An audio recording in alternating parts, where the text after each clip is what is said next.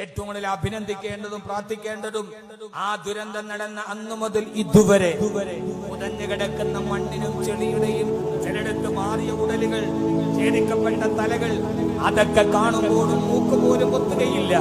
തങ്ങളുടെ കയ്യിലെടുക്കുന്ന മുണ്ടെടുത്തിട്ട് അതിനെ പുതപ്പിച്ച് അതിന്റെ ഇടയിൽ നിന്ന് താങ്ങിയെടുത്ത് അതിനെ കൊണ്ടുവന്ന് സംസ്കരിക്കുന്ന ജീവൻ രക്ഷാ പ്രവർത്തകരുണ്ട്.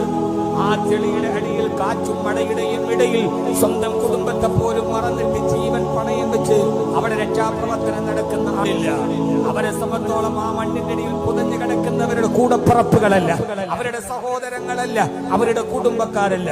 എങ്കിലും മനുഷ്യത്വം എന്ന ലോകത്തിലെ ഏറ്റവും വലിയ ഒരു ബന്ധത്തിന്റെ പേരിൽ ആ പുതഞ്ഞു കിടക്കുന്ന ചെളിയുടെ ഇടയിൽ ഇനിയെങ്കിലും ഒരു ജീവൻ കിട്ടിയാലോ എന്നോർത്ത് നിരാശപ്പെടുമ്പോഴും GPRSന്റെ സംവിധാനം പരാജയപ്പെടുമ്പോഴും മണം പിടിക്കുന്ന നായ്ക്കളും പരാജയപ്പെടുമ്പോഴും ഇല്ല, അവസാന